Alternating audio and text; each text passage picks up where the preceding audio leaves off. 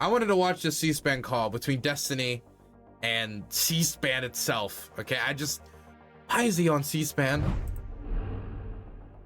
Joining us now to a discussion about social media, the impact on politics, and particularly the impact on younger voters. Two guests joining us for this conversation. Stephen Bunnell is a social media political commentator. He's also joined by Brad Palumbo, who does that kind of work on social media and other platforms. Both of us joining on the program, I believe, for the first time. Gentlemen, thanks for joining us. Thanks for having us.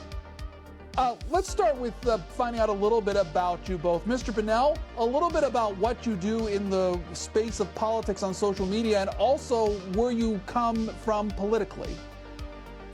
Yeah, I run a YouTube channel where we do politics, we do philosophy, we do science, news, all sorts of different things. I've been doing politics online probably for about 8 years. I think. Okay, first thing Destiny needs to do, shift this to the incest debate. Can two gay twin brothers with no chance of conception have incestual sex and it not be immoral? That should be the first C-SPAN conversation and topic of the day, just like any other Destiny stream. Come on, let's do it. Destiny, don't lose your edge now. I think most people would probably consider me center left to far left, depending on if we're talking economic issues or social issues. And Mr. Palumbo, same question to you. Yeah, I make content on YouTube. How would I answer that question? If someone came up to me and asked me, Dylan, could you have gay incestuous sex and it be immoral or moral? Would it be immoral or moral to do so since there's no chance of conception and therefore mutation? My answer would be, get the fuck away from me. That'd be my answer, okay? If you want my genuine answer. Write for various publications, and I come at things from a kind of center-right, independent, nonpartisan perspective. So to both of you, why are you particularly interested in the world of politics, and what kind of information do you deliver to your people who respectively follow you? Mr. Palumbo, you can start. Well, yeah, I try to separate, like, here's the facts of what's going on. Now it's time for my take. Obviously, nobody can be completely balanced or objective, but I at least strive to separate, when I'm giving people my opinion versus when I'm just describing what's happening. But the reason I find it interesting is because the policies that we're talking about and debating, I mean, they have everyday impacts for real people across the country that can be life-changing. And sometimes that goes unnoticed amid all the culture wars, right? Just arguing about what some celebrity tweeted or something. But at the end of the day, when we're talking about the federal government, we're talking about the power of life and death. We're talking about economic decisions that transform people's lives. And so ultimately, discussing and debating those things is one of the most meaningful things you can do in political discourse. Mr. Bunnell, I was listening to what Brad had to say until I found out he's from Michigan. Same kind of question to you. Yeah, I think a lot of the political conversations that are happening right now, both in the online world and in the mainstream media world, are pretty bad. I try to take a pretty critical approach to things. I try to do a little bit more reading, or a lot more reading and research than the average online commenter does, because I think that if people are going to have strong opinions about what we should do domestically or internationally, there should be some base level of factual information that we should be sharing. So I kind of really stress the importance of doing the reading, doing the research, and having a good factually informed opinion before we start to actually discuss what we should do about whatever particular problem we're discussing. As far as your platforms are concerned, could you tell our audience, both of you, not only where you're found, but I guess how you present information on that platform and how it impacts what you do as far as presenting that information? Mr. Bunnell, you can go first. So I guess I'm on YouTube, and in terms of presentation, I mean, I do live streaming. The live streams will be cut up and there'll be videos that'll be put on the internet. I'll do debates with other people, sometimes on their shows, sometimes on my show, sometimes they'll be in person, sometimes they'll be on the internet. And for when I'm not doing debates, or if I'm not like covering a main like breaking news, some kind of event, we'll just be reading stuff on stream. I might be going over a Supreme Court decision and then pulling on some lawyers to chat about it. It might be reading reports from the UN and pulling in people that work with NGOs or international agencies about it. But yeah, just trying to collect like a wide variety of people with expertise in different areas while reading the actual original source material and then going over it so that people can have informed opinions on whatever the news stories of the days are. How many followers do you have on your various platforms? YouTube is probably my main one, and I have around, I think, almost 800,000 there. Mr. Palumbo, same kind of question to you, as far as the way you present information and how social media impacts that. Yeah, I have about 115,000 subscribers on YouTube, and so that's one of my main platforms. And I try to kind of Why the fuck are we talking about their statistics? I hope the C-SPAN follower comes. Next question is, Brad, it seems Destiny has more followers than you. Why are your opinions stupid and his are good? Why? I'm sorry. entice people with entertainment or, you know, some content that's just fun, right? That's not super political or not super serious, or frame things in a way that's really engaging and entertaining to people, because while it might kind of depress us as, you know, serious thinkers and commentators, a lot of people on the internet are looking more for entertainment than informations. But sometimes what you can do is hook them in with a little bit of entertainment content that's just humor and doesn't have a lot of substance to it, and then hopefully they'll stay for some more serious discussion as well. So I try to take that mixed approach to content creation. How do you both then approach the editorial side of it? Since I suppose that you work alone on both your platforms, how do you make an editorial judgment as far as the information that you'll present, Mr. Palumbo? Well, I use my own judgment first and foremost, but then I have, you know, sources that I routinely rely on that I trust and view as credible, and I won't just like cite a random website that I have no idea what it is or where it came from, or just repeat things that other commentators are saying. I will try to have some sort of reputable source or something that I'm going off of, not just spouting off. But then in terms of my editorial judgment, you know, I worked in traditional media for years, and so I take some of those same principles and I try to apply them to the digital space of transparency, right? Of letting people know, like, this is my opinion. This is not a neutral news report that you're getting here. And of linking sources and being transparent about where information is coming from. I try to take that same approach with digital commentary. It just looks very different, but a lot of the same principles still apply. Mr. Bunnell? I think it's important when people are trying to figure out what's true, what's not true, is they realize that sometimes news consumption is a bit like diet and exercise. I don't think there's a shortcut. Oftentimes I'll get asked, what are the news sources that you trust? And the reality is, if you're reading headlines, none of them. I think on my stream, I try to do a really good job at reading entire articles, reading entire reports, reading entire Supreme Court opinions. I think that once you've read a fair amount in any given area, I think that it becomes easier to pick out which information seems to synergize with what you've read before versus what information seems to be really really slanted or really biased.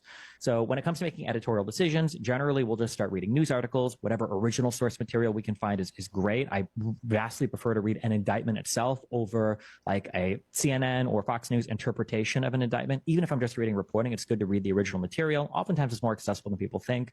And then, yeah, once you kind of develop that vocabulary of a particular issue, you know, picking out which sources are good or bad usually just comes down to, when you start reading things, does it seem like the information is aligning with stuff that you read before in full articles or full original source material? Our guests are going to be with us, and if you want to ask them questions, okay, here we go. Question time. Online, oh God, I'm not excited for the Destiny callers. Matters. Here, Pepe and Brad Palumbo joining us, and here's how you can call and reach out to them. Republicans 202-748-8001, Democrats 202-748-8000, Independents 202-748-8002. If you are under 35 and you're a voter under 35 and you want to give, particularly in this political climate and this election year, 202-748-8003 is how you can reach and ask questions of our guests joining us. Gentlemen, I ask you both, when it comes to this election year, not only what are you telling your audience about this election year, the kind of information, but what are they telling you as far as the responses of how they see things shaping up this year?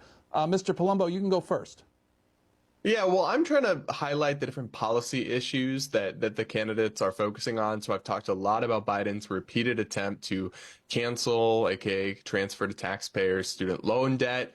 I've talked a lot about President Trump campaigning on massive escalations in tariffs, right? Taxes on imports. These kinds of things that, when it's just the horse race in traditional news media, is really following criminal charges, lawsuits, other things that isn't so much my lane. I've tried to focus on what's the actual policy agendas that they're going to implement if they're elected, and then people can decide for themselves whether they're something they support. But in both cases, I'm pretty critical of a lot of what they're running on and what they're doing and their records.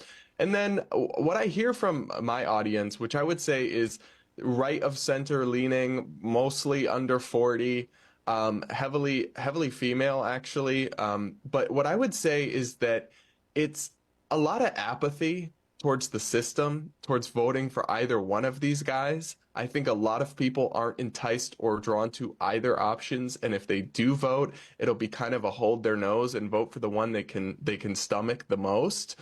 And then a lot of them, I think, just honestly won't vote, or will throw away their vote and vote third party or independent because they don't feel like either major party is really appealing to them or speaking to them, or that either of these candidates are qualified or represent their interests. Mr. Bunnell. Yeah, I need to get Brad's audience. I feel like when I talk to people, I would like to be policy focused. I'd like to feel like most people are policy focused. But I remember I did an event outside with another, I don't know if you call him a YouTuber, Peter Boghossian, and there was a thing where we had to ask questions about what the person in front of us thought. And it was a Trump supporter, and I was obviously I'm a Biden supporter, and I had 3 guesses to guess why he would support Trump over Biden, and all 3 of my, I guess, like, well, is it because of foreign policy positions? Is it because of his position on immigration? Is it because of his position on like tax cuts? And after completely striking out 3 times, he said, well, it was because he thought that Biden was senile.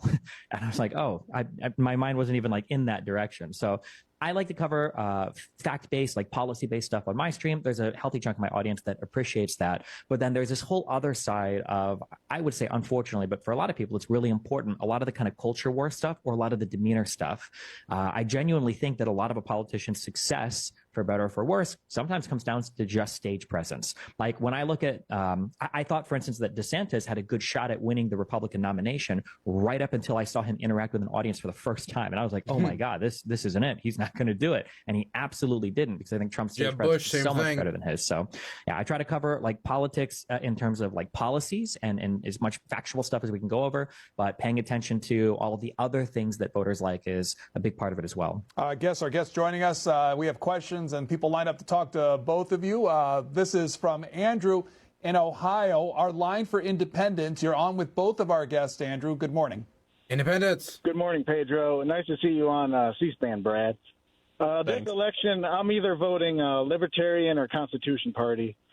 Every year since 1989, we've had more federal, state, and local government employees than manufacturing. That's not sustainable. Ross Perot said in 92, if you don't make anything, you can't buy anything. We've been running a trade deficit every year since 1976. Trump ain't going to fix that. Biden ain't going to fix that. And if you look at Medicare and Social Security, it's causing a catastrophic increase in the national debt. And the fact that baby boomers control over 53% of the nation's wealth, but they get free health care and they're getting a Social Security check every month.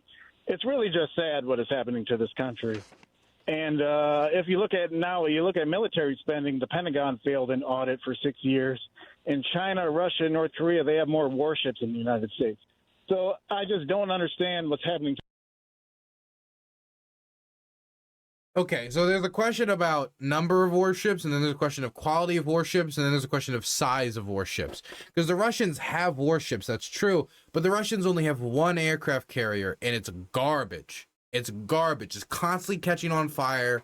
It's known for being shit. And honestly, that Russian number is actively in real time decreasing. It's not just a question of how many warships, because if you have like 10 dinghies, but I have a battleship, I think my battleship's going to win. But the Chinese are very good at rapidly making ships, and they are rapidly making ships. But it's mostly regional, like ships that will be useful in the region. But that's all, at least for the time being, they need.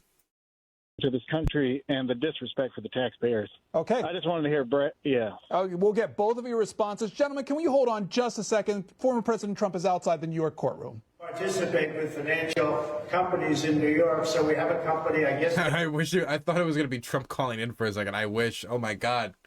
Could you imagine? Brad and the other one. Oh God, I wish. Based in California, it's a bonding company.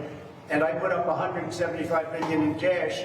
But she says the bonding company's not good. She doesn't like the bonding company because she doesn't know if the collateral is good. And I put up $175 million in cash, and she's questioning the bonding company. Well, when you put up cash, and the number is 175, which is what we're supposed to be putting up, but I give it in cash, she shouldn't be complaining about the bonding company. The bonding company would be good for it because I put up the money. And I have plenty of money to put up, but nobody is going to be putting up with this. Nobody is going to be listening or coming to New York anymore. Businesses are going to be fleeing. Fleeing. People are treated so badly. So It's gotta badly. be the most unfriendly place to do business. Most and that's why unfriendly. Businesses are leaving and people are Always leaving the worst. as migrants come in and take over Migrants. our parks and our schools and everything else.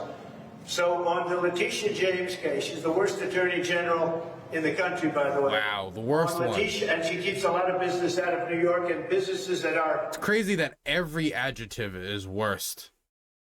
here are leaving, and that means jobs and a lot of revenue. Somebody's going to step in, the governor, or somebody has to step in and do something because your businesses are fleeing. But on Letitia James, the money was put up, it's $175 million, and I don't think she's complaining about me for the first time ever. She's complaining about the company, but why would she be doing that when I put up the money? So I just... And that's former President Trump outside the New York courtroom just at the start of that first criminal trial. Gentlemen, apologies for that. We wanted to give our audience a flavor of what's going on. The caller had talked about that independent third party, and Mr. Palumbo, he wanted to ask you about that and that related. Again, apologies for the delay, but go ahead. With taxpayers and you're a fiscal conservative, that Donald Trump certainly is not really embodying those values. I mean, he spent tons of money in I mean, he increased the debt to record highs during his administration. office. I mean, you can't do massive tax cuts and just expect like economic opportunity to just fix everything. And that's what he did. He thought that the tax cuts would produce enough economic, at least this was an argument. Whether he actually thought it is another question. He said that the tax cuts would produce enough economic activity that they would make up for any losses in the deficit, which just didn't happen. He ran massive trade wars that I think hurt everyday Americans and working class Americans really badly. But certainly President Biden is worse, certainly worse, but not maybe not by a whole lot. But neither candidate is appealing to you. Worse on what? Trade wars? Worse on which? Worse on what? I mean, President Biden came in and signed massive stimulus bills that worsened inflation. I mean, inflation's back under control largely, and it helped us avoid a recession when most economists predicted we were heading into a recession. I'd choose 1 to 2 years of semi-bad inflation over a recession. He funneled way more money into programs that were rife with fraud, like the COVID-era stimulus programs. He has, at every turn, tried to spend things on additional subsidies for green energy interests that he is aligned with. I mean, he's somebody who has honestly taxed and spend taxpayer money in a way that would have made even an Obama or Hillary Clinton blush compared to, he just kind of shows the leftward drift of the Democratic Party. If these are the things you're concerned about, I don't blame you for voting third party or writing in, because to just constantly be voting for the lesser of two evils is not really something I believe in. Because there's never going to be an election where you have a perfect candidate. Sometimes the candidates are worse than other times, but you're never going to get a candidate that perfectly aligns with your interests. Voting third party might feel good. It might feel like a cathartic, like, I didn't have to vote for one of the people I really didn't like, so I could vote for the irrelevant person who's just like me. It might be, okay in a state that isn't a swing state, but if you're in a state that actually matters, like Michigan, Wisconsin, Minnesota, Pennsylvania, Florida, Texas, Nevada, Arizona, fucking any state that matters, what the important district in New Hampshire, for God's sakes, then doing that is throwing away which direction you could guide the country towards, that opportunity, over that cathartic release and protest vote, which will almost certainly not have that much of an impact. Now, if I am in one of these states where I could help guide the country towards one candidate or the other, when the differences are vast on tax policy, on immigration policy, on foreign policy, on decorum, on unity of the country, on respect of our democratic institutions, I think it would be just giving up an opportunity to use your political leverage to its maximum capacity. It might feel better, but it isn't the smartest move for the voters in these states to do. Maybe in another state where the outcome is already pretty much known, maybe if you're in California, it matters a little less, but it just doesn't, it's bad strategy.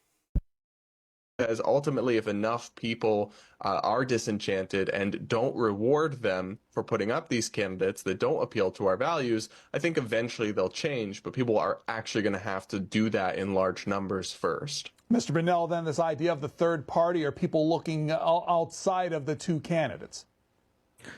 I encourage as many conservatives as possible to vote third party because it means that my candidate is more likely to win. So that's what you want to do, then I am all for it.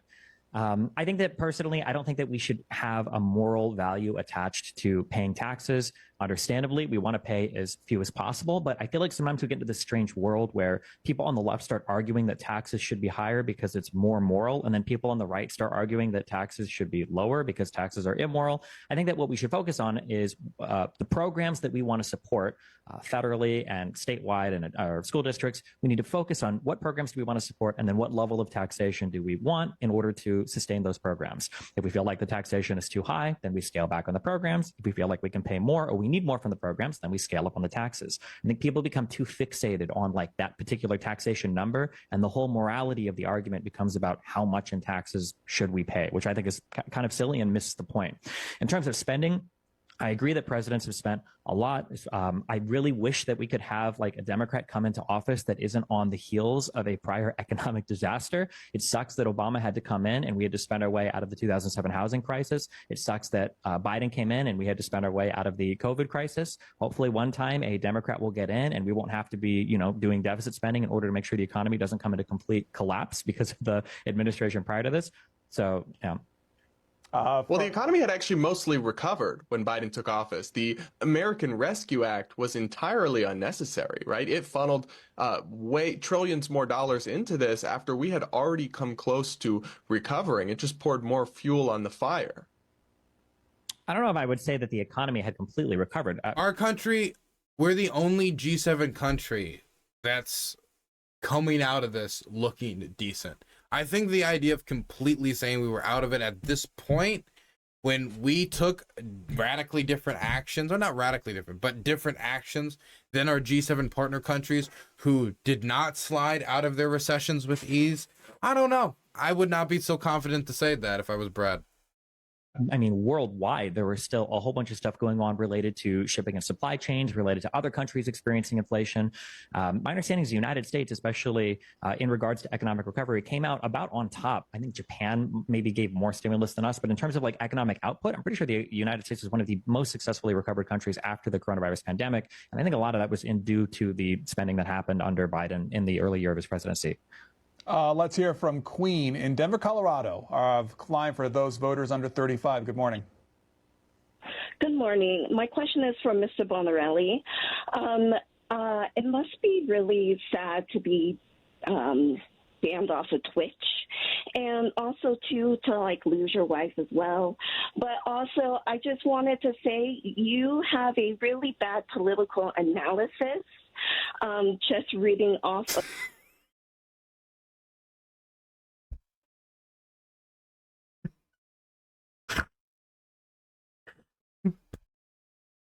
What the?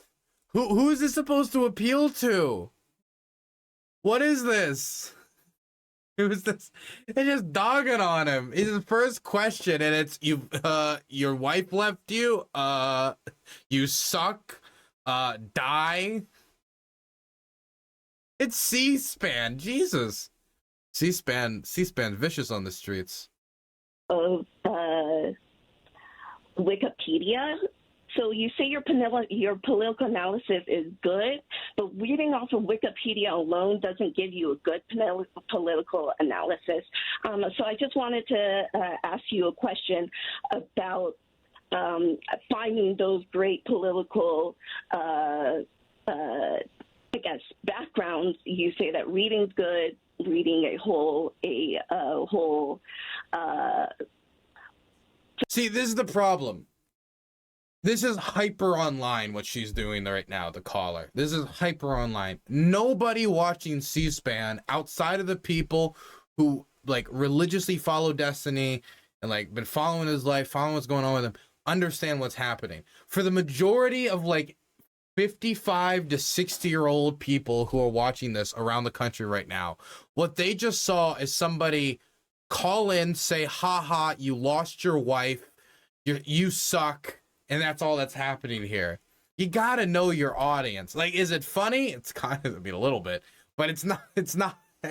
I don't think this is gonna fly well with the grandma sitting at home. Listen, you yell at the man that they just met about him losing his wife as the first question to him. Supreme Court. I think we got your point, caller. And Mr. Bunnell, if I may start before you answer the question, just for the benefit of our audience who may not know, what is Twitch?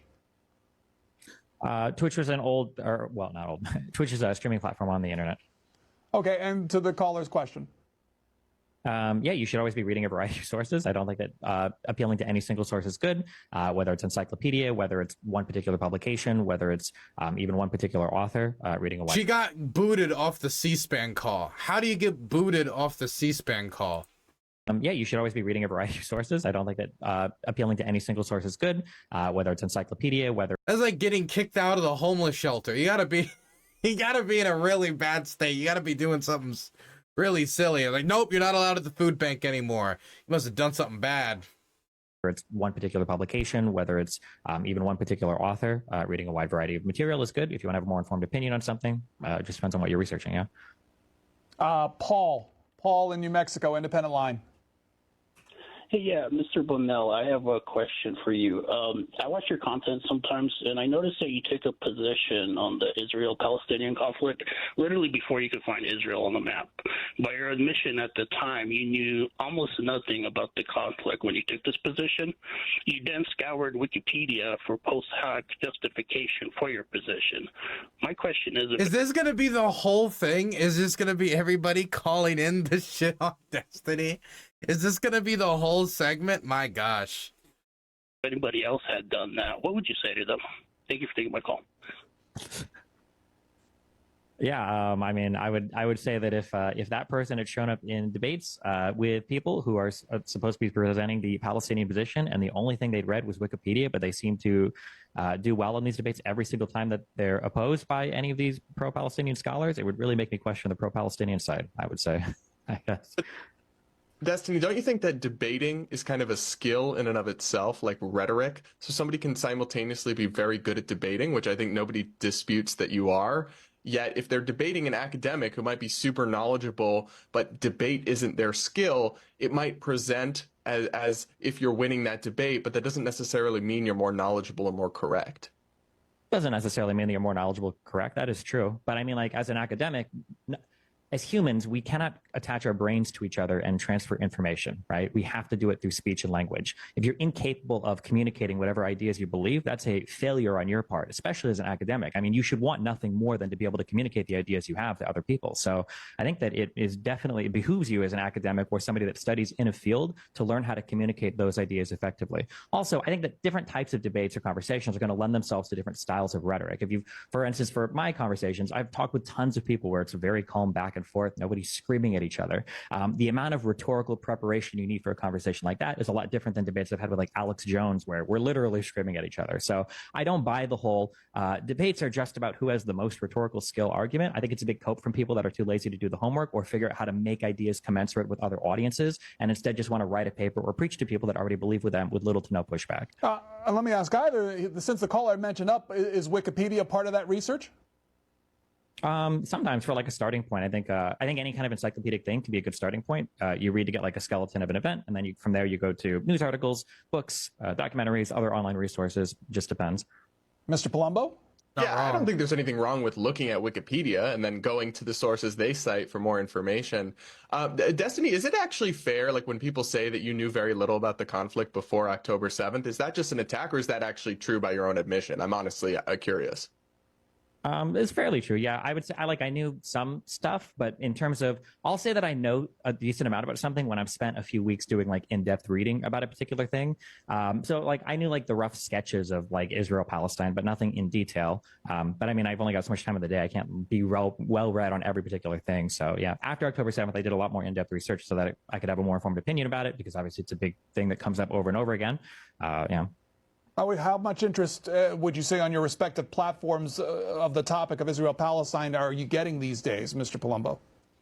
Well, I would say there's interest in it, but it's kind of outside of my lane and my expertise. So I've taken the approach that one of the big things I cover is free speech. So I've covered free speech angles related to the Palestine-Israel debate at great length, both defending the free speech rights of pro-Palestine people and pro-Israel people. But I have a little bit of intellectual humility about the fact that I don't know a lot about the conflict, and so it's so complicated and has such an extensive history, and also it's really hard to get good information, right? Because what's happening on the ground is there's this fog of war. It's very unclear. We have sources both in Hamas-run sources and in the IDF that are not neutral, right? They're not.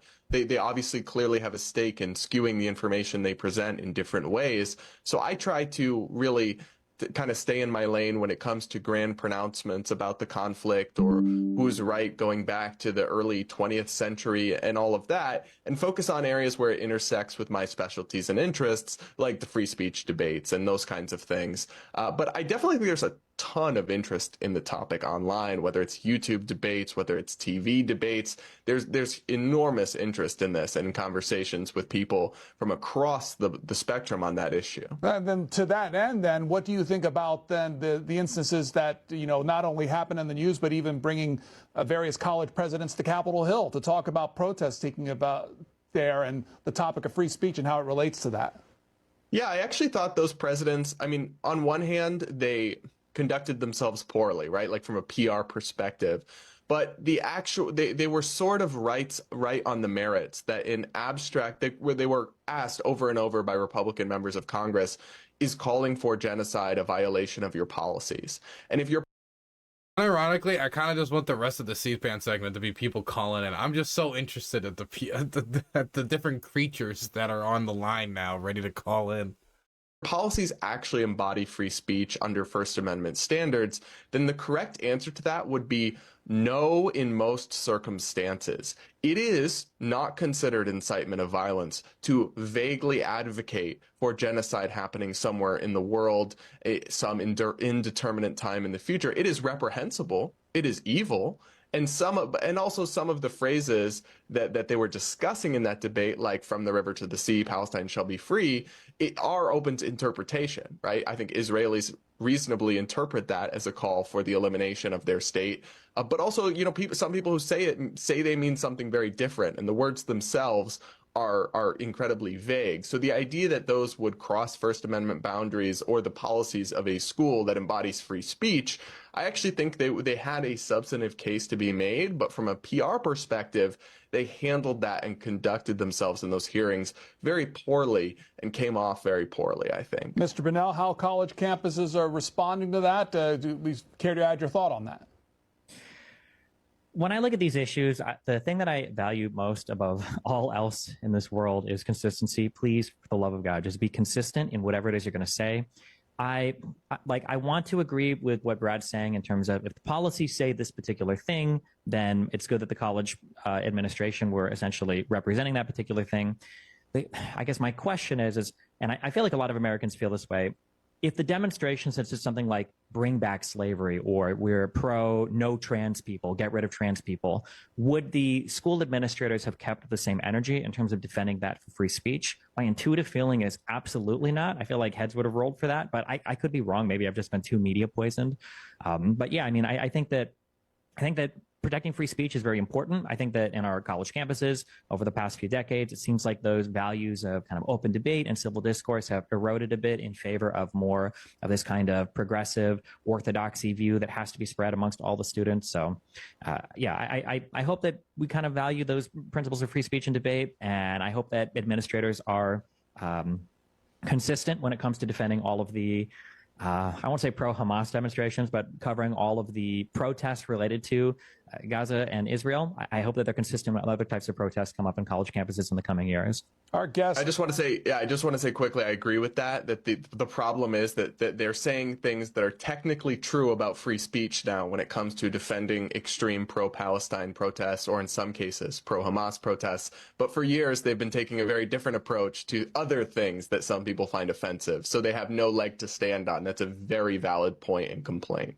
Our guests both talk about politics, and they talk about politics on social media. You just heard from Brad Palumbo, also Stephen Bunnell joining us for this conversation. Before we go to the next call, Mr. Bunnell, you've been addressed as Destiny several times. Can I ask you about that? Yeah, sure. Yeah, I mean, my background is professional gaming, technically. When I started online content about 14, 15 years ago, I was a professional gamer, and Destiny was like my gamer tag. And then I got into politics with the rest of the gaming community, unfortunately, in around 2016. And my name just kind of stuck because I already had all the online handles and accounts. So people just call me that still. Yeah. Gotcha. Let's hear from Jared in Minneapolis. Go ahead. Good morning, Destiny. I've actually been a viewer. I was a viewer of your StarCraft days. I loved the Four-Fester Hit Squad tech. Anyway, I was good. I like that you were just so talking little about reaction. consistency. I want to talk about a couple statements you made in the past. Oh my God! It's gonna be every caller. It's just gonna be. Okay, we've hooked in for it. We're in. Which, when talking about the Black Lives Matters protests, you said it needs to effing stop. If that means white redneck militia dudes mowing down protesters that think they can torch buildings at 10 p.m., at this point, they have my explicit blessing. I can't say the word on TV. Ghost of Nestor Machno has donated $25. Very sad to hear about your channel's situation regarding monetization. I hope you can get your stolen money back someday. Oh, I'm never getting my stolen money back. The money they took out of the account, they gave back to the advertiser. So that was $2,000. Everything past that, the next $18,000 of loss for me, that's not covering my editor's losses, that was just through a lack of advertisement. But no, they're never giving that money back to me, man. They're never giving that money back. You think YouTube's going to give that money back to me? No. Protesters that think they can torch buildings at 10 p.m. at this point. But thank you for the $25. I do appreciate it, Machno. Thank you. They have my explicit blessing. I can't say the word on TV. This crap needs to stop. It needed to stop a long time ago. And you said that on Twitch, which is why you are no longer on Twitch. And you now stream on a site. I don't think that's true. I don't think that's the thing that got him banned. Funded by state gambling. And the other consistency. He streams on YouTube, on Rumble, and on Kick. Kick is the one that's funded by gambling. The question is, do you still find it? They just threw him off. They just threw him off. They keep throwing him off. Well, I think if you have somebody on and you're talking about one topic and they just bring out like a list of all their problems with the person and they throw it at them, eventually they're gonna flip the switch. Now stream on a site funded by state gambling. And the other consistency question is, do you still find it? Leave it there. Jesus Christ. Mr. Bunnell, if you wanted to address any of those.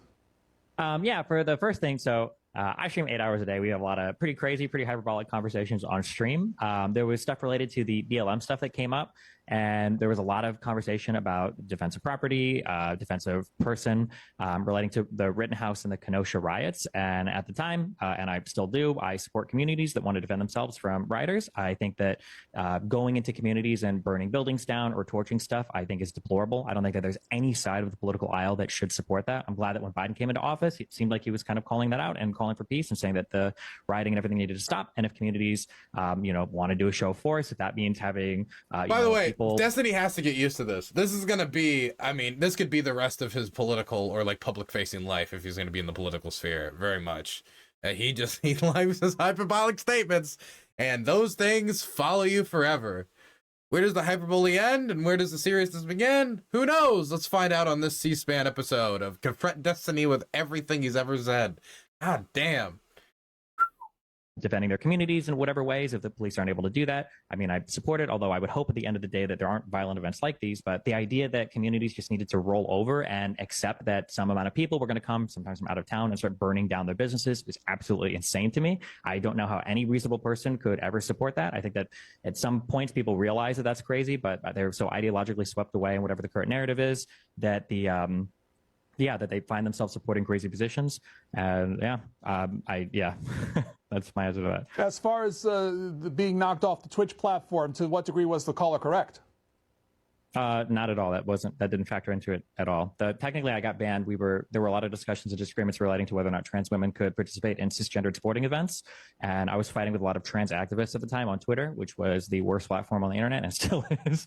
And I think in fighting with like the trans people on Twitter, they were arguing that trans women should be able to compete with cis women at every level. I don't know why exactly I was banned, but it was during that like 48-hour segment that Twitch decided to hit me with a hate speech ban. So, I'm generally supportive of trans people, even like 14 and older with like puberty blockers and everything. So I'm not entirely sure why I got banned. They never really told me, but yeah. But let me ask you both. As far as for dealing with those who maybe disagree with you, especially on the social media platform, how is that different than engaging in so-called in real life? Mr. Palumbo, you want to elaborate on that? Palumbo, it's man. very different. His face, keyboard warrior. I gotta say, his face, the entire interaction, he's just out of there. My goodness. I guess he just runs in a different space, deals with a different type of viewer. The most horrific and nasty and libelous things to you behind a screen and behind the cloak of an anonymous profile that they would never say to your face. And honestly, if you even just reply to them, half the time they'll apologize because they're like, I can't believe this. I never thought you'd actually see this. And there's a toxicity online fueled by anonymity, fueled by, feeling like it's really far away, like you're not really talking to a real person. I just try, and I'm not perfect. I'm sure you could find examples of me breaking this principle, but I try to steer away from ad hominem and just argue with people about their ideas or about what they're saying, about why they're wrong, and less about why they're evil or bad or wrong or terrible human beings. And I find a lot of that exhausting, even when I quietly might think it or think it's true. I don't actually find it productive in almost any circumstance to just attack people as people when you disagree with what they're saying, because ultimately I'm not approaching these conversations often with the goal of changing the individual's mind, but maybe of reaching people in their audience who are on the fence or who are somewhat marginally attached to them. And if you attack them and they like this person, they're going to feel defensive rather than actually being open to your message. So I try to steer away from that. But the online debate, I mean, you become desensitized to it. But when my friends and family hear about the things that are said about me just on a regular basis that have no basis in truth, that are completely libelous and defamatory if I wasn't a public figure, and there's a very different standard when you're a public figure, but if they just were saying this about their neighbor, I mean, they could be found guilty of defamation or found liable for defamation rather. This kind of stuff, it comes with, there's a lot of like privilege, or I guess it's earned, so it's not really privilege, but there's I hate to do this, but more viewer calls. And it decides that it's worth it, but it's not something I think most people would want to do. Let's hear from Jane. Jane's in Illinois, Democrats line. Good morning, gentlemen. I assure you I won't be using any foul language. I'm telling you, that's the majority right there of C-SPAN's viewership. If you're just trying to piss off Destiny, I don't think it worked. If you're just trying to like remind Destiny people of these things, I guess that did kind of work. But if your goal is to convince those people that were watching that Destiny's bad, you're not succeeding. He didn't. I just don't think. I think that last one about dipshit protesters was probably the closest, but then Destiny got a big block of uninterrupted time to explain his position, and nobody saw the original clip in question. If this was a normal stream, maybe the circumstances would be better. They'd be like, if this is a Joe Rogan show, he'd be like, Jamie, pull up the clip. But this is C-SPAN. It's kind of hard to be heated and like destroy somebody on the C-SPAN network. Comment and question is, the young people nowadays, I question whether where they're spending their income.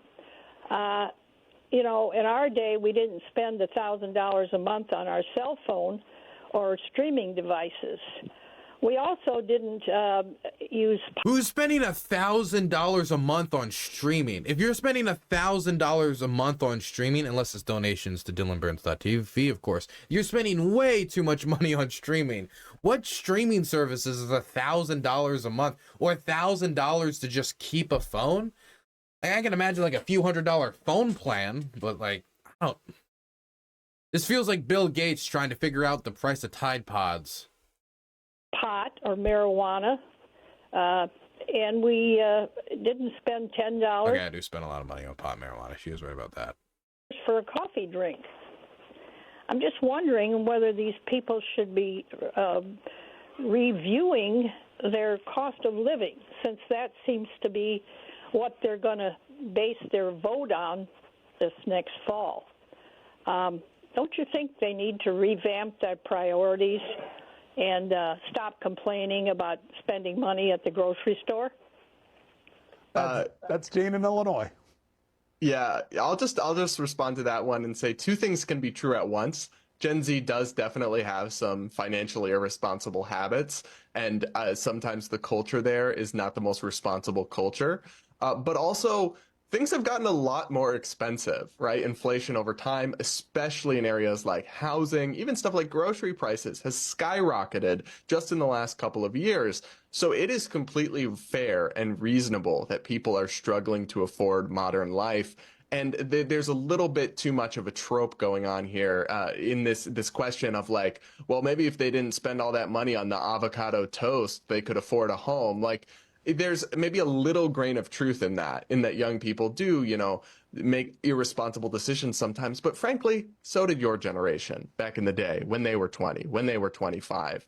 The difference is that things have gotten exponentially more expensive. You look at the cost of college, you look at the cost of housing, and there are complicated reasons that, in my view, for example, we have restrained free market forces that could have brought those costs down, and we've bloated them through regulation and subsidies and all these other things we can unpack. But just say, well, it's the young kids' fault that they can't afford things because they buy too many $10 coffees. I mean, I find that not very compelling.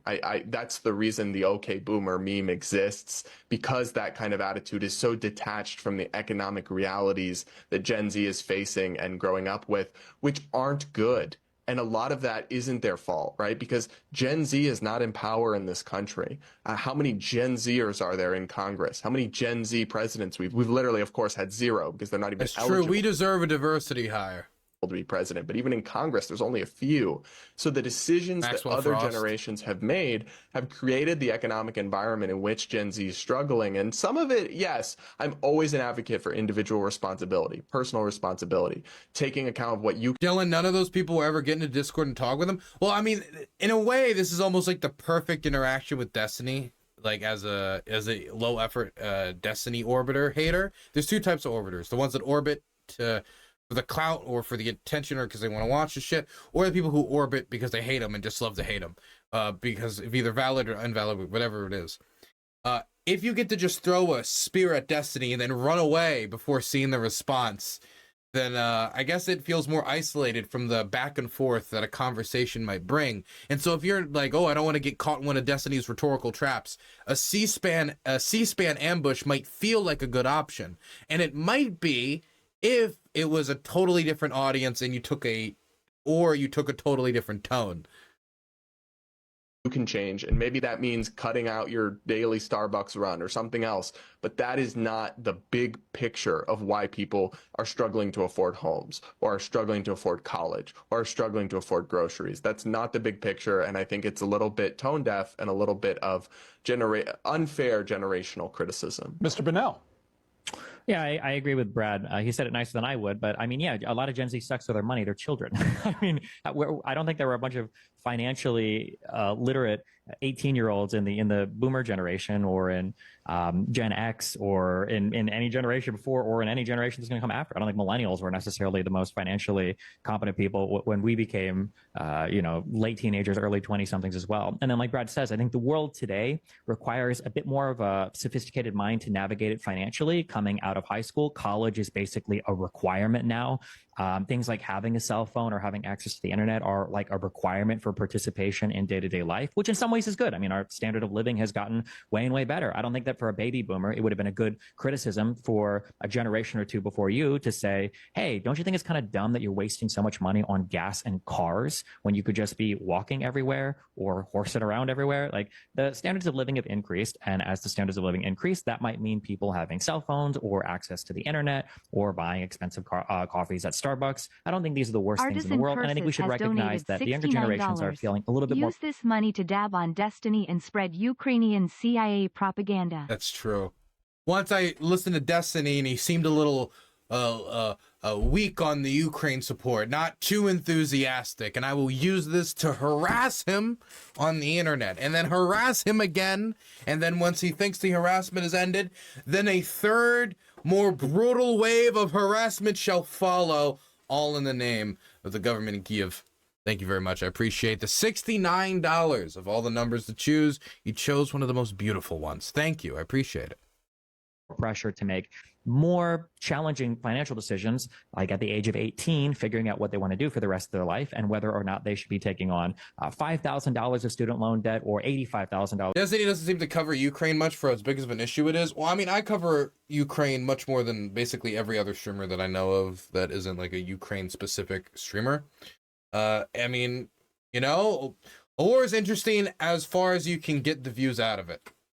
For content creators. And I'm not saying that that's Destiny's motivation. I don't know what his motivation is, but that's my experience.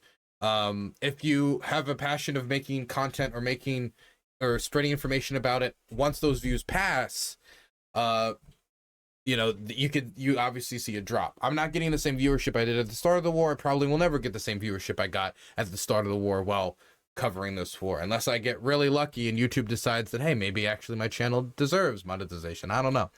But yeah, it's the largest war in Europe since World War II. He talks about it every once in a while.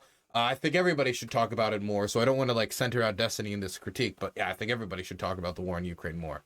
It's a decade defining war. I was a student loan debt to pursue a degree in a job market that they've never participated in before. A viewer from X asked for both of you this question. With social media, are young voters more or less educated about important issues? Going on to say, are young voters more or less interested in political issues than they were 10, 20, 30 years ago? Mr. Burnell, you want to start with that? It seems to me, based on talking to older people and looking at the environment today, it seems like people are more interested about political issues, and it seems like people know more things about political issues. Now, whether those things are true and whether or not they're more educated, I think is absolutely not the case. I think that I don't know why this happened, maybe because of social media. Everybody has to have a political opinion about it. Dylan, do you think other people not talking about it that much leads you to cover it more? Absolutely. Part of the I mean, I don't want to say I'm like just filling a niche to fill a niche, but I mean, if other people aren't talking about it, somebody has to talk about it. Somebody has to talk about the Russians trying to bomb Germany. Somebody has to talk about Russian missiles going into Polish airspace. Somebody has to talk about the largest land war in the world. Everything today, and everything is political, whether it's the type of coffee you drink, you know, if you're at Starbucks, which should be boycotted, or whether it's the type of clothing you wear, or whether it's the type of food you eat, or whether it's the type of social media platform you're on. It seems like every single thing is hardcore politicized, and everybody's required to have a political opinion about it. I think as a result of this, people don't really have the time to research all of the different topics that they're supposed to have a high level of conviction on, these insanely binary opinions. So it leads to a bunch of people having incredibly strong opinions about things that they know absolutely nothing about. And I think that that's the media environment we live in right now for young people. I hope that changes in the future, but it's to be seen. Mr. Palumbo. Yeah, I would say that in the age of social media, young people are more likely to know something about an issue, any given political issue, but they're more likely to know something that isn't true, or know something that's true, but they're more informed, but it's not always good information, is how I would see it. You constantly encounter young people with extremely strong held opinions about things that they actually improperly define, right? They say they hate capitalism and socialism, but when the follow-up question asks them to define the two terms, they get it wrong, like objectively wrong. They say that they want to free Palestine from the river to the sea, but they can't name the river or the sea. They don't actually know anything about the geopolitical events in that region of the world. So there's simultaneously an increased level of interest and a lot more people who think they know something, and some of them do, right? People tune into multi-hour streams of experts and conversations and debates more than I think they ever did, but a lot of people also just get their news from headlines they don't actually click on, or from extremely simplistic talking heads who just say talking points, and they might think they know more than they do, which is sometimes worse than just being ignorant and being aware of it. Okay, so a follow-up question for both of you then, and Mr. Palumbo, you could start saying, this is the viewer saying, gentlemen, aren't we just talking about the greater need for media literacy? Yes and no. I think there's definitely a greater need for media literacy, but It's not just that, though. It's the incentive structures that face media are deeply broken, and that's actually a function of the audience and what the audience demands. Because media companies just do, frankly, what the audience rewards. Subscription. So Dylan, I will be sending you $1,000 in 83 installments. Here's the first. Yay, 80, yeah, woo! Thank you. Oh my gosh, I can schedule my mortgage now. Thank you for the $1,000 over a 83-month period. I appreciate that. Thank you. Honest, substantive, nuanced, nonpartisan coverage is what brought in clicks and eyeballs. That's what we would get more of. But the reason we constantly get more partisan and more inflammatory and more dishonest coverage from most places, right, is because that's what the audiences are demanding and rewarding with their eyeballs and with their clicks. So it's not just the literacy. I think we absolutely have a problem with media literacy. It is a problem with literacy, consumers, yeah. but it's also the media incentives that I think are deeply broken in this country. Mr. Bunnell. I agree 1,000,000%. Audiences are getting exactly what they want. It's the same thing with the political candidates as well. I don't buy it when people say, oh, I'm not happy with the media landscape today. And then they turn on the most sensationalized news that they can find. Or, oh, I'm not happy with the candidates. We have a really robust primary system. What do you mean you're not happy with the candidates? Like, these people both won their respective primaries, like, hardcore. On the Trump side, there wasn't even really a competition. And, on the Democratic side before that, there were a lot of candidates in that field before we finally got to Biden. I think that sometimes people in the country don't want to take responsibility for the environments that they're creating, and somehow they find ways to blame the system or blame the media or blame the Jews or blame, whatever big bad boogeyman is behind the curtain pulling the strings, when the reality is I think that people need to take a more critical look at how they're navigating the particular information environments that we live in today. I don't even necessarily agree with the concept of media literacy. I think that people have a high degree of media literacy. It's just them choosing not to deploy it whenever it's about something that they don't want to be critical of. If you hand, a particular study about trans people to conservatives, they will become the most medically literate people of all time. They'll start speaking about randomized control trials, and they'll start speaking about prospective studies, and they'll start speaking about the importance of the scientific process.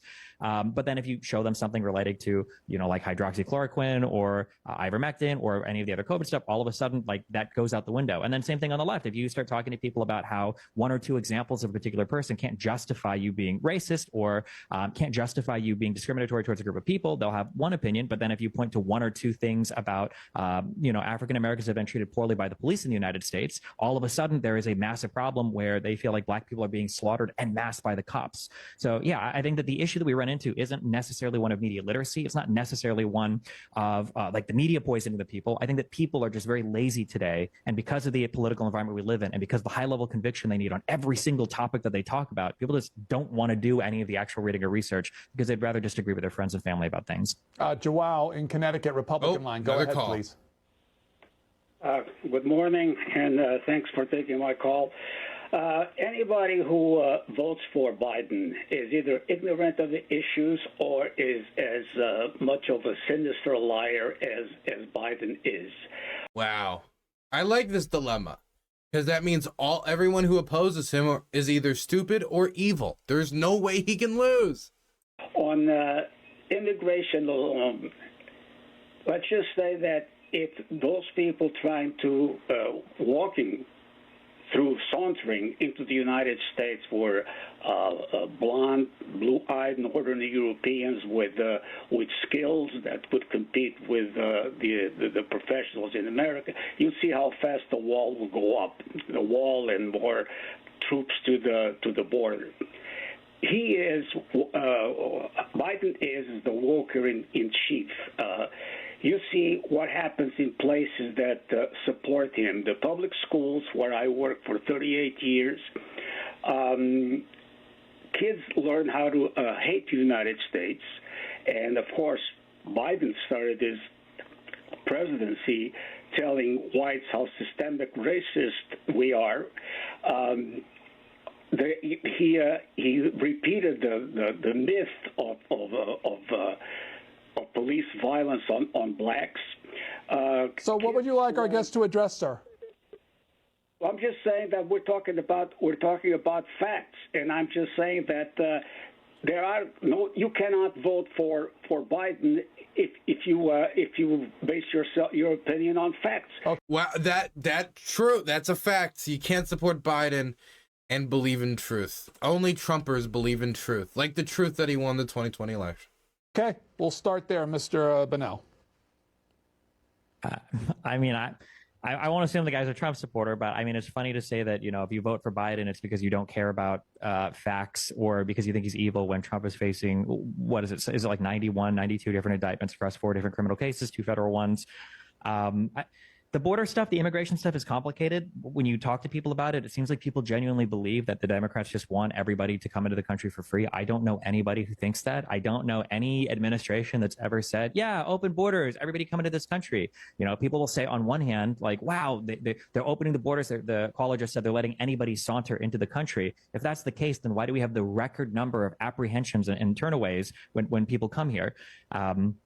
The idea that anybody wants the situation of the border right now is just not true. Democrats tried to get a huge bipartisan bill through the House. The Republicans shot it down because they want to keep the borders open so that they continue to attack the country on the South, so that they've got an issue to fight over come election time. So that legislation was completely and totally shot down. And Biden just can't do much with what we have right now at the border. If you come to the United States, the laws on the books say that if you ask to seek asylum, you're allowed to come into the U.S. and wait for your case. And what are you going to do? You can't just throw them out. You can't rest on Title 42 like Trump was able to, where he could just say, oh, well, coronavirus, we're going to throw out everybody that we don't want to deal with. You have to go through Title 8. You've got to go through the courts. There's a huge backlog right now. Republicans don't want to approve more funding for the border. Republicans don't want to approve more asylum judges or to expedite the process at all. So, I mean, what are you supposed to do when half of Congress doesn't want to work with you because they're more concerned about winning the next election than actually doing something good for the country? Mr. Palumbo. Yeah, a couple thoughts on that. One, I agree there's legislative changes that have to be made before the border can be fixed. But to say that by what can Biden do? I mean, he did repeal dozens and change dozens of executive policies that affect the border and immigration from the Trump administration. And then also, I will say some Republicans did try to advance a border solution, like you mentioned, that bipartisan bill. But even that, it didn't go anywhere near far enough to really address this. And I think it's undeniable that we have a crisis at our southern border, and rightly or wrongly, and I agree it's definitely not all within his control or within his fault, when you're president of the United States, you're the buck stops with you, right? You are to blame for these things ultimately in the public's mind. And so I think it's a real liability for President Biden, the border. Obviously, yes, I acknowledge Republicans have been deeply cynical, right? Trump sabotaging the bipartisan border bill is obviously cynical. He wants the border as a pressing issue heading into November's election. True. It doesn't change the fact that President Biden is the president of the United States, and the American people, rightly or wrongly, hold the president responsible for what happens under their watch. And what's happening right now is an unmitigated humanitarian disaster at our southern border. Let's hear from Rick in Atlanta on our line for under 35. We're running a little short on time, Rick, so go right ahead. Yeah, I have a question for Stephen DeVorselli. I used to watch some of your debate, and I remember you used to have a podcast. Was it with Trihex, I believe his name was? Oh, boy. Trihex, Lord. Because you said, and I remember one of your... Oh, no. Oh, we got to go back to the Trihex lore? Oh, boy, here we go. Quotes was that, like, what if you said the N-word in space where nobody can hear you, and you...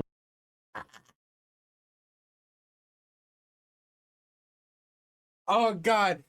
Oh, my God. I'm actually lightheaded. I'm actually lightheaded. Give me a second. I just exhaled so much air. I was passed out. Oh. Whew. Okay. Oh, my God. Oh, my God. What a line. Can we go back and hear that again?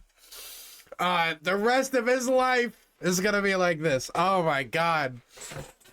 Unironically, it's like Destiny got the Wild Wasteland perk on constantly, just for the constant stuff he said on his stream. Is just going to get thrown at him just randomly.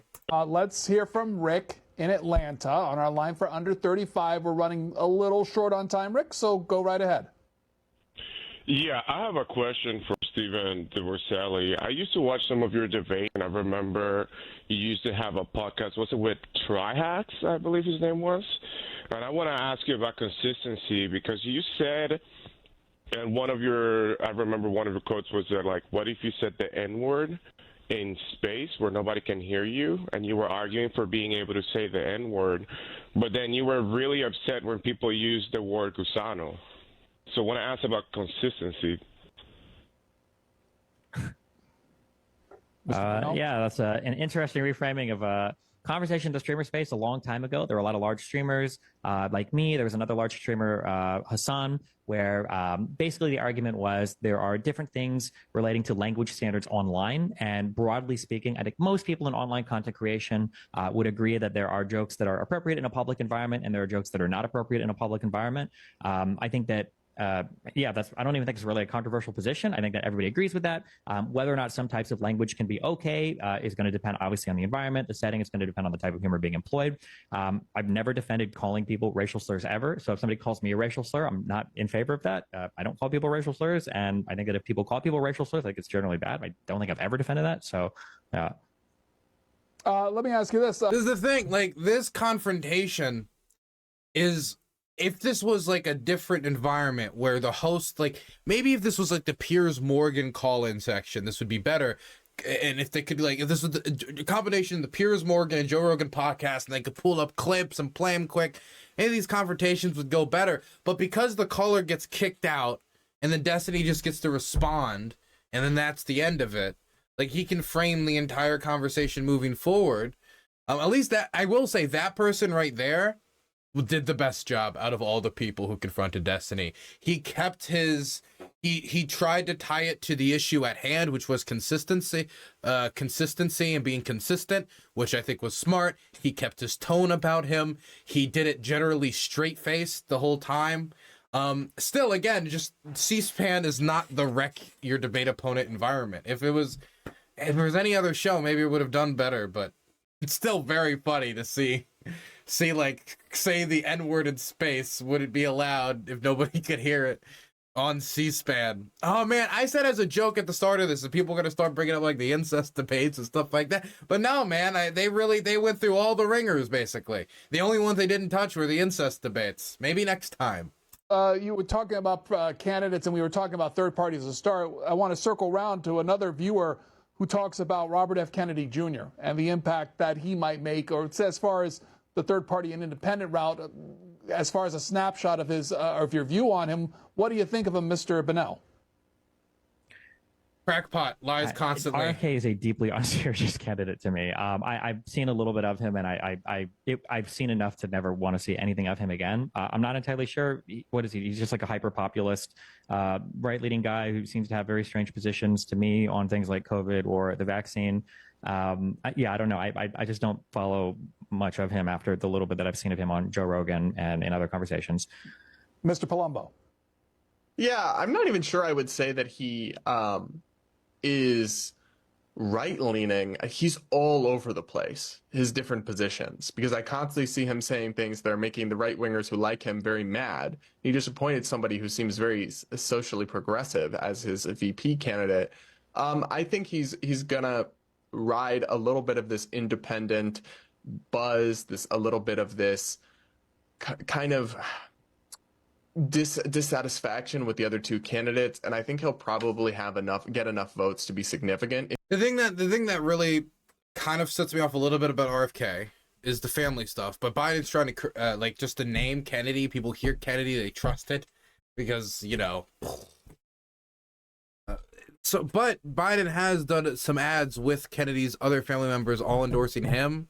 So I think they might be trying to counteract it. He had that one state director come out publicly and say that the reason that she supports Kennedy is that maybe Kennedy will take enough votes away from Biden that they can make it so that there's no clear winner in the Electoral College, and therefore then the votes are sent back to the states, and then the states will decide. And since the majority of state houses are controlled by Republicans, presumably if they all swear fealty to Trump over the people who voted a certain way in their districts or whatever, then they could hand over the presidency to Trump. That was what one state director working for the Kennedy campaign brought up. I doubt it has any chance of success, but that is the type of stuff that does worry me, because it seems to be a conversation of moving the choice of who is the next president of the United States away from the people and over to the state houses. If he's able to get on ballots, which is not easy. But ultimately, I think he'll draw from both. He might draw a little bit more from Trump voters, if anything. He seems to have some crossover appeal with the kind of Trumpism, populism. But I think he could be a significant influence, even if he gets 5% of the vote, right? I mean, even that is more than enough to make the difference if those voters had gone to someone else. But in that case, people shouldn't start blaming RFK voters. They should start blaming their candidates and their parties for losing those voters. Our two guests have been with us to talk about issues of politics and their view of social media and their part of it. Mr. Palumbo, tell people where you can be found on social media. Yeah, check out my YouTube channel, Brad Palumbo, P-O-L-U-M-B-O, or the podcast. Okay, I think that's it then. Well, look at that. Man, what a... God, basically every other caller was just drag Destiny through the mud for his previous comments. This is Destiny now. As he reaches these higher echelons and tries to ingrace himself in professional politics, the people who will point to the things that don't seem as professional in retrospect and are the type of stuff that you would basically only see in the shitter online conversation. Destiny needs to, if he's going to go any further, he's got to master how to deal with those interactions. Because, like, the fact that that person just could, like, fall off, in a way, was a benefit to the person going and doing the attack, because then he didn't have to go through the back and forth with Destiny. But it also meant it was like a standalone statement versus standalone statement. So if it's 1v1, you only got one shot to counteract that. You got to be ready for these things to come up. Man, this is just the rest of Destiny's existence on the internet now, huh? He's gotta like think about every crazy thing he said in the past, or something that could be either taken out of context or taken in context, but it was just crazy that he said it, and think about how he's going to deal with it if he's confronted on it randomly by callers or a host on a show, etc. Like no one would think that on C-SPAN someone would bring up somebody's divorce history in the context of a political show.